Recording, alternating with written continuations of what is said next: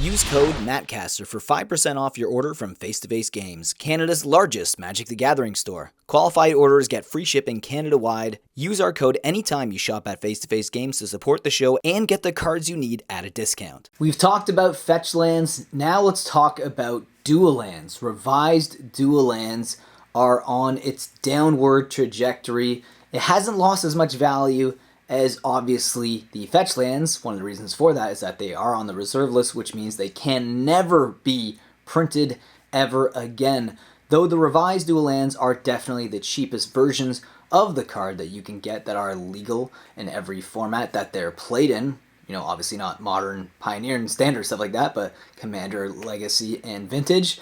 So the thing with these fetch lands that I found very interesting when I was looking at some of the prices, and yes, I spent a lot of time looking at prices, one of the things that I really noticed was that not only were the prices softening, but the prices were going down faster on the more expensive ones than the cheaper ones. Now, there's a few factors that I think could actually lead to this, and I think one of the main reasons why this is happening is, well, if you own a few fetch lands and they're around $1,000 each, let's say like an Underground Sea, well, it's not 1,000 anymore. Underground Sea, that can pay a lot of bills. You know, you need to pay some bills. We're in a recession. People are losing their jobs. You know, I think we've technically entered a recession at the start of this year, but it's become more obvious. I think around April is when the stock market really started to collapse. I mean, my portfolio is down like over 50%.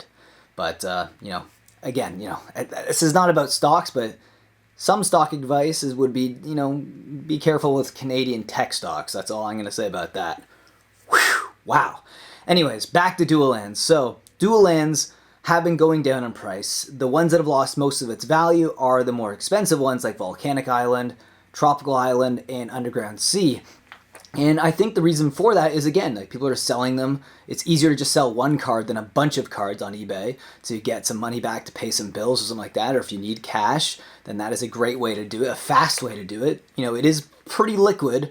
You know, the more expensive the card, it get a little more difficult to sell it. You might have to find some high-end Facebook groups to sell it. But nonetheless, these are still desirable cards even in a recession.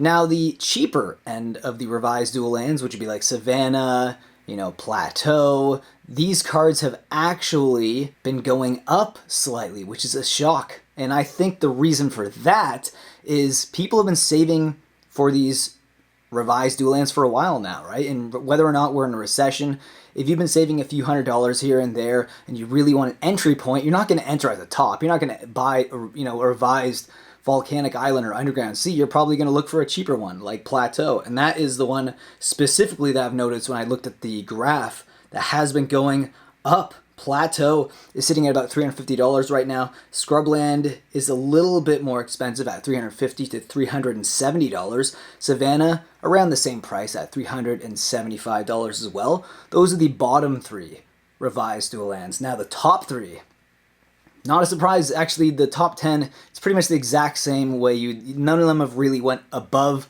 older copies that were always seen as more desirable. It's pretty much the same top 10 as you'd see, but the top three is Underground Sea at $840 to $890. Yes, it used to be over $1,000 at the height of the crazy buyouts that were happening last summer. Now, that card is about $840 to $890. Volcanic Island, that used to be a really expensive card. It's dropped from $750 to $770. Still fairly expensive, but it's really softened on its price. Now, Tropical Island is actually $620 to $630. I remember this card was like $800 to $900 less than a year ago. So yeah, some of these revised dual lands have lost about 25 to 30% of its value, and I think a lot of it has to do with the fact that we are in a recession right now, and you know, Magic the Gathering is being hit like everything else. Any sort of commodity, any sort of like asset that you have will go down in price eventually in a recession, especially depending on how long it lasts. The housing market in Canada here, it's been pretty resilient. Canadian real estate seems to be like the bedrock of this entire country, so I expect that to be one of the last things to go down in price. But nonetheless, I thought that was pretty interesting. Maybe it is a good time to buy revised dual lands, or do you think they're actually going to go down even further? Let me know in the comment section below. Do you think it's a good time to buy, or do you think it's a good time to sell? Anyways, I hope you guys enjoyed this video. Remember to hit the like button down below. And with that being said, I'll see you guys in the next video.